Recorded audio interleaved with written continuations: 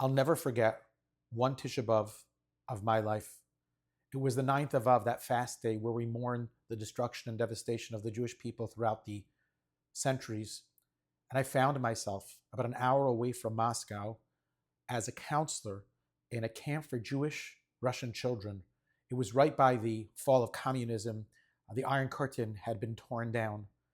And a group of us from the United States had flown across the world to provide hopefully a beautiful Jewish camping experience for many of Moscow's Jewish children. The poverty at that period of time was crushing. I remember the campers arriving in camp with a little bag with maybe one pair of clothing in addition to what they were wearing.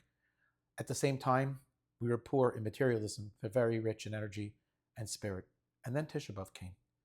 In Moscow, the sun sets very, very late. And by the time we sat down on the floor to read Eicha, the Megillah, the Chronicles of Lamentation that we read, we sit on the floor, we read it in a mournful and sorrowful voice to candlelight. It was probably, 11 p.m., maybe even later. So we only had the older children join that experience. And I remember sitting down on the floor, the yellow linoleum, disgusting floor. We were actually in what had been at one point a summer camp for the communist KGB party elite's children. I guess the standards were different in the United States. And as we sat on the floor, we lit our candles. And I was the fellow that read Eicha, that read this chronicle of sadness about the destruction of the temple. And I read it in the mournful and sorrowful voice. And my co-counselor, Yechiel, is sitting right next to me. And some of our campers are kind of sitting around us, totally in shock, disoriented. What is going on here? It's late at night. And the lights are out and there's candles burning and this guy's sitting here and he's reading in a language we don't understand. It does sound mournful and sorrowful and it does sound melancholy, but what is really going on here? My co-counselor Yechiel, who I still know today, is a really emotional type of guy. At some point in Eicha, I guess the whole situation hit him, how we have these children who are so disoriented, they have no clue what's going on, and communism and Tisha B'Av and destruction and just so many things together, and he started crying. We finish Mincha, we finish Eicha, we finish the whole reading, and the kids crowd around me and they say to me, Shlomo, that's what they call me, Shlomo. Bachimu unplug it. I think that's how they said it. Why is Yechiel crying? What's wrong? They were concerned for him. They liked him. He's a happy guy. I tried to explain to them in my halted Russian. I said to them, he's sad because the Haram, the temple, was destroyed. The kid said to me, really? Where? I said, in Jerusalem. I said, so why is he sad if a temple was destroyed in Jerusalem?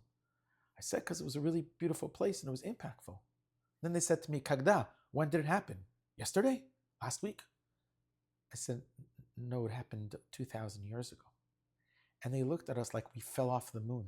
You're physically and emotionally moved by a destruction of a temple in Jerusalem 2,000 years ago?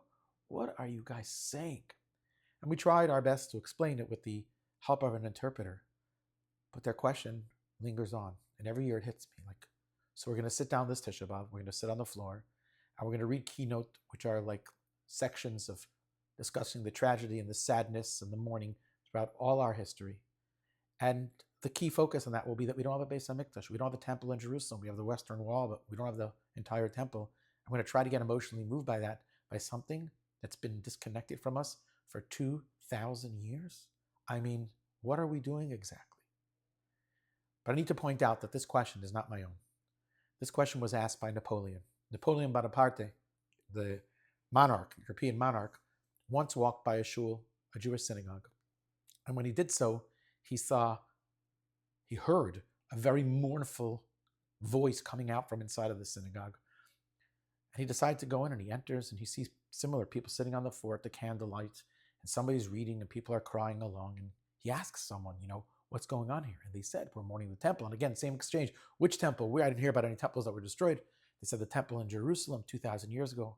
And Napoleon was blown over.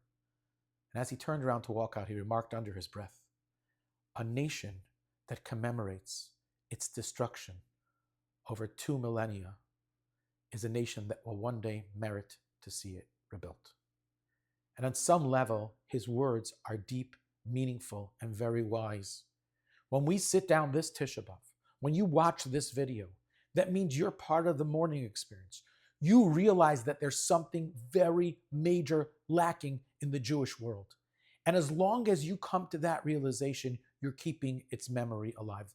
Our tradition teaches us that Gezerah meish nishtakach min halev, which means the Almighty set up emotional healing, that if somebody passes away, we forget about them. Not that we forget about their legacy, but the pain subsides and we no longer feel the grief. And if we do feel the grief for an extended period of time, we need to see a therapist. Says the Talmud, if a person mourns about Jerusalem, if you mourn about Jerusalem, that means you're still keeping it alive.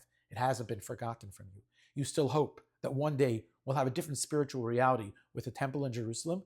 If you're able to do that, says the Talmud, you at least have a shot at seeing it rebuilt because you're showing that it's not dead. And if it's not dead, that means we still want it. We still long for it. We still yearn and pine for it. And if so, says the Almighty, you still want that temple in Jerusalem? You still want the Beis HaMikdash? You know what? You may be part of its rebuilding and part of that incredible, glorious redemption of the Jewish people. Okay. Nice. Beautiful. I want to ask you a question. The way I was raised in a traditional Orthodox home, was that the reality that we live in right now is not a perfect reality. It's far from perfect. And that the Jewish people will not really arrive at where we're supposed to be and how we're supposed to live until the temple is rebuilt, until the third Beis HaMikdash is rebuilt. Let me ask you a question. Why is that? What's wrong? Life now is pretty sweet. Life's okay. We're making a good livelihood. We have religious freedom, religious tolerance. The Jewish community is thriving, particularly the observant Jewish community is bursting at its seams, growing at credible rates. We're good. What do we need a temple in Jerusalem? So, if I was doing this video 2 years ago, that question would be much stronger. But post October 7th, we all know that we're living in a very different reality that's very far from perfect. All those closet and dormant anti-Semites around the world all of a sudden found their pens. They found their mouths. They found their cliques. And the amount of anti-Semitism that we experience right here in the United States has gone up, 700%.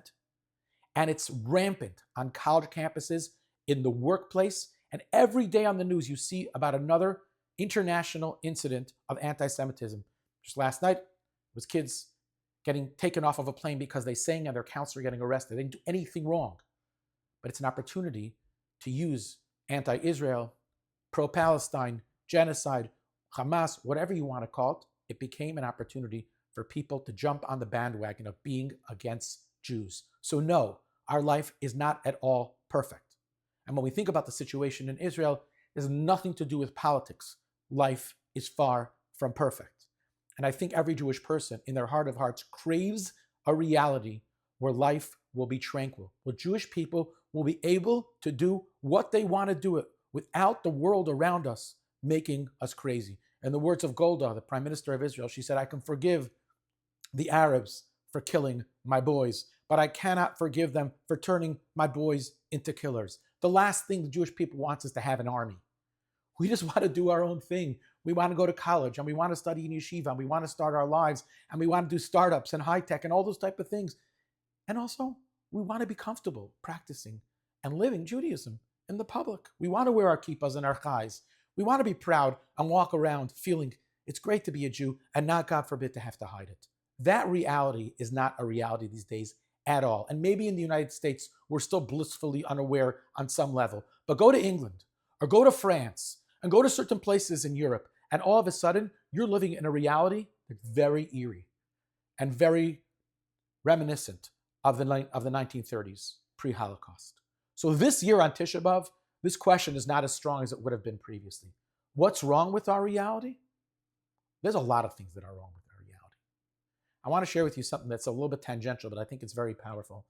I remember years ago, something used to bother me in the deepest way. And that was that every time that Israel did something, they tried to protect themselves, they tried to destroy a terrorist infrastructure, the next day the United Nations would meet and condemn them. It means they didn't condemn all the atrocities that were happening in Sudan and the atrocities that were happening around the entire world. That wasn't even on their radar. But Israel does something in self-defense, and all of a sudden there's a United Nations resolution. There were more resolutions that are anti-Israel from the United Nations than almost anything else, and it bothered me. Bunch of anti-Semites. And the truth is, yes, there are a bunch of anti-Semites. At the same time, There was something one day that I had a mind shift, something that hit me in a deep way, and it totally changed my perspective. They're wrong. The United Nations is 100% wrong for condemning Israel all the time. I don't care where you stand on the political spectrum. It is totally lopsided, anti-Israel and anti-Semitic. It's the same thing.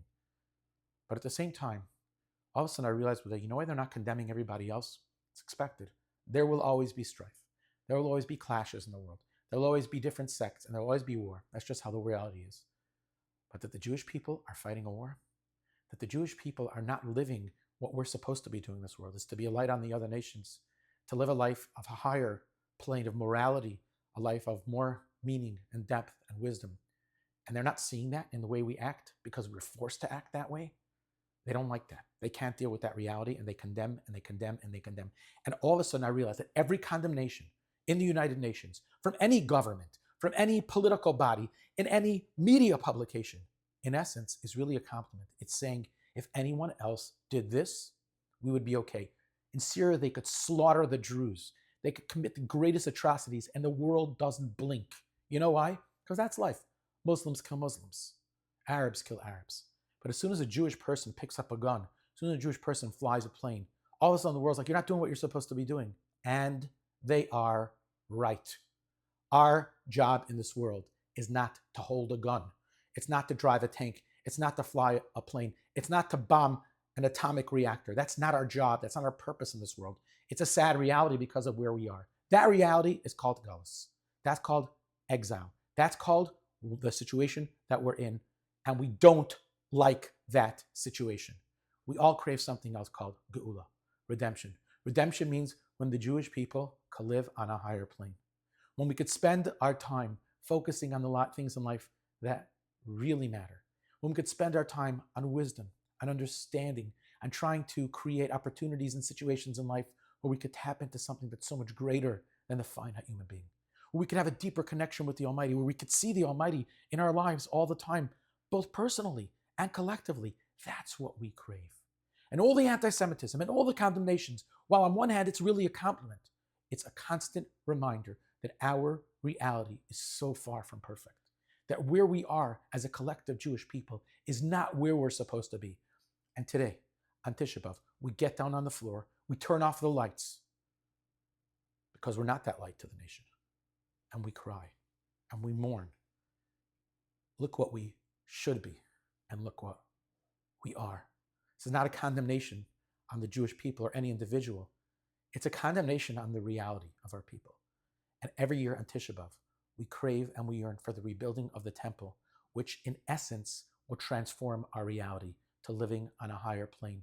As the prophet teaches us, this is on the United Nations, which is the most ironic thing, that they will beat their swords into plowshares and their spears into hoes. No nation shall pick up its arm against another nation. The world will live in peace. A lamb will lie with a lion and a wolf with a sheep. There'll be no more war. That's what we want. We don't want this.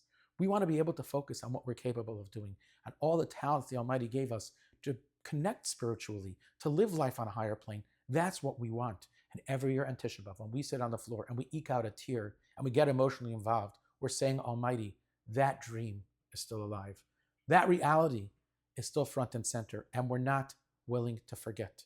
We're not willing to forgive. We crave a different reality. We beg and we plead for that as well. And I want to share with you something really interesting, and I think particularly if you're a young professional, a person that's starting out their career, maybe a college student, this is something that you need to understand. So I've had the privilege over the last few months to curate content for a podcast which interviews very high net, successful Jewish professionals. And what's interesting is that in every conversation that I've had, and there have been many, all these people constantly minimize their financial successes. They don't want to talk about the companies they've created, of the thousands of employees that they have, of the billions of dollars of assets that their companies hold. They don't want to talk about their position of leadership in the company or the transformational impact that they've had on their field. No one wants to talk about it. They want to talk about the real things. They want to talk about their family, their legacy, their spiritual growth, their Torah learning accomplishments, the way they help the community, their connection with God. No one wants to talk about the small things. And if you're a college student or a young professional, the world you're part of has defined success with financial success, with career, with materialism. And that's kind of the mindset that many young people are in. Hey, it's part of the popular culture, the Western culture that we're part of. But as a Jewish person, there has to be another perspective that we have. If that's part of your perspective, it is. But we could do better. We could be better. We could be more. Money, materialism, those are not the things that give us the deepest satisfaction and happiness in our life. What is the deeper things in life? Relationships with the people we love, personal growth, Torah accomplishment, closeness to God, connection to the Jewish people. Those are the things that everyone at some point in life who's Jewish comes to the realization of. And that's one of the things that we think about in Tisha B'Av. Look what's happened to us. Look at our youth, our next generation. They're drinking this toxic Kool-Aid called materialism and willing to live a life and satisfy themselves living a lower level, just living to be average when they could be super, when they could be amazing. Every Jewish person has within them incredible greatness. The Torah compares us to the stars in the sky. We know if you go outside and you look at a star, it looks tiny. But we know the stars, many of them are larger than our world. Every Jewish person is a star. And sometimes all we see is the outside, a successful professional. That's what the Western society is telling us. But Judaism says, no, get a closer look at that person. They're a neshama. They're a soul. They're a piece of the Almighty. They're larger than life. They're larger than our world. Don't satisfy with being a speck when you could be the most brilliant planet. That's who we are. That's what we need to embrace. And on Tisha B'Av, we think about that. Look what we are and look what we're capable of being. Our tradition teaches us, the Kabbalists say, that the way that the world works is that the Almighty constantly pumps spirituality into the world, higher purpose into this world, and that on some level, you got to tap into that. What's interesting about the Beis HaMikdash, about the temple in Jerusalem was, picture it this way. Let's say the world is, the spirituality in the world, living in a higher plane in the world, is being pumped in a massive mega faucet. So what happens if you're beneath the faucet? You get soaked. Then, eventually, it spreads to all the area around it. The faucet, understanding of the faucet was the temple in Jerusalem, the Beis HaMikdash. That was our faucet. And that's where all the spirituality in the world spread from. Ki mitzion teitei Torah, that our tradition teaches us, because from Zion came higher spiritual living. U'devar Hashem, and the word of God, Mirushalayim, from the city of Jerusalem. That faucet was shut. That intensity was shut when the temple was destroyed. And now there still is spirituality in the world, but it's much harder to access, and there certainly is no gush. And that's what we pray for. That's what we yearn for. And that's what we mourn. We're not okay with our reality. We want that faucet to be turned back on, and we want to live a higher, more meaningful, and purposeful life. And you know something really interesting? It's really hard to get emotional about this because we're so disconnected. We're so disconnected. We have no clue. We have no idea what it's like to live a whole national society on a higher plane. But you know what? You know what a tear is? Do you know the psychological aspect behind tears? Why do we cry? When a person can't deal with reality, one of the body's triggering mechanism of making things work is tears. That's why if a person is sad and they can't deal with the sadness, tears. If they're overly happy, hold your first child for the first time, tears. Why? Because you can't cope with the reality. It's too much for your emotion to deal with. If a person on Tisha B'Av, our tradition teaches us, is able to get emotional, they're able to eke out a tear, it's very powerful. You know what that single tear represents? It represents, I can't deal with the reality. I just can't deal with the situation. I want more. I want better. I need something different. Something has to change. That's very powerful. And our tradition teaches us that even if every gate in heaven is sealed shut for the individual or for the collective Jewish people, the gate of tears is always open. There is nothing more pure and more real than tears, because tears demonstrate I cannot deal with the situation. I crave better. I want better. I want something greater. I want something deeper. I want something more meaningful. That's Tisha B'Av.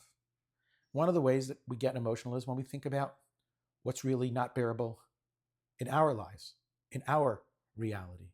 I don't know about you, but post October 7th, took me months to even be able to, to drop that feeling in my heart, in my pit of my stomach, every time that the thought of Israel came to me, about those horrific acts of barbarism that happened on October 7th, and the many families that were impacted. And even as it continued, That too bothered me, that there's so many widows and so many children without fathers and so many people out there fighting who don't want to be doing this. They want to live in peace.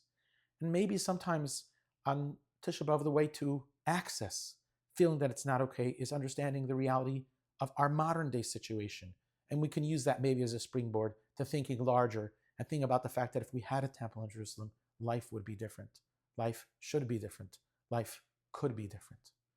So today on Tisha B'Av, on the day of the Jewish year where our tradition teaches us, be sad, feel the loss, grieve. Jewish people try to be happy. Mitzvah Gedolah, it's a wonderful, positive commandment, Liyos b'simcha tamid, to be happy all the time, not on Tisha B'Av. Tisha B'Av is a reality where we focus on all the sadness from the whole year, from all our centuries, all our history, all our collective Jewish trauma, and we try to embrace that and say it's not okay. I want to conclude with a fascinating story. In 1945, a Jewish American soldier was in the European theater of war. And then the war was over, and he happens to find himself in a particular small town somewhere in Europe. And he sees a scene unfolding that destroys him, that breaks his heart. This was the scene. He's walking somewhere in the town, and all of a sudden, from underneath a barn, he sees two figures emerge. They look disheveled. They can barely walk. Their muscles are all atrophied. They're blinking out the daylight. It's a mother and maybe a 6-year-old child. And the mother looks around nervously, to make sure that she's safe. And when she sees that there's American soldiers and it seems like it's okay, she motions to her daughter, come, and she takes her hand, and the two of them walk out of the barn towards the main road, walking off to nowhere really. And as they're passing, the soldier who's standing on the side of the road, he hears the little girl ask her mother in Yiddish, and he knows Yiddish. She says, Mom, now I can. Now I can. Is it okay? Can I? And the mother, who's lost in her own thoughts, doesn't respond. And about 10 seconds later, the girl tugs at her mother's arm and says, could I? Now I can? May I? May I?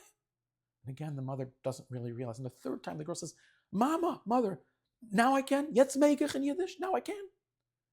The mother looks down at the daughter and she says, Ja, yes, die magst, you could. And all of a sudden, the soldier sees this little 6-year-old girl burst into the most uncontrollable sobs, rivers of tears. Her body is racked by her crying. And her mother looks at her, and her mother too. The dam bursts. These two people are standing there right in front of him, crying uncontrollably, with literally tears dripping onto the floor around him. The soldier can't take this. It breaks his merciful, Jewish, compassionate heart. And he runs over to the mother and the daughter. He says, is everything okay? What happened here? And after they calm down, the mother says, I'm going to tell you what happened. She says, 12 months ago, a year ago, when the kind farmer agreed to hide us beneath his barn, I turned to my 6-year-old daughter and I said, you cannot cry. You can't cry here. You can't cry about Papa who was killed by the Nazis, about your siblings, your grandparents, your friends, your family.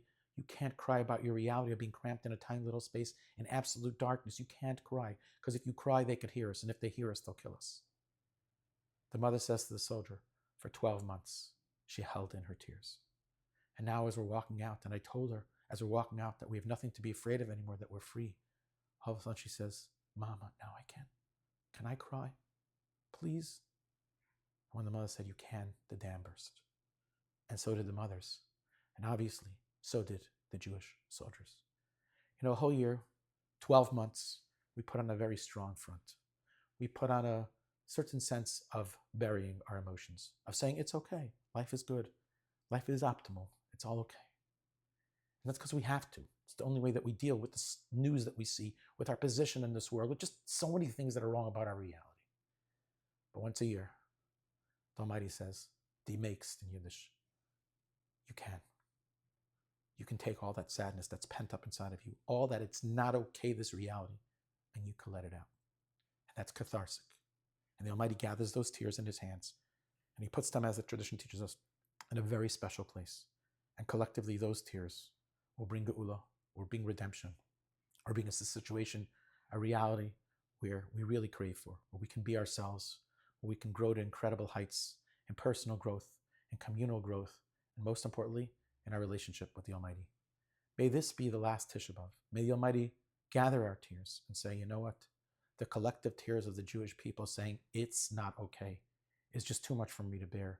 And then hopefully he'll toggle the switch of Geula, of redemption, and we'll enter an era where we're able to live the life that we really should be living.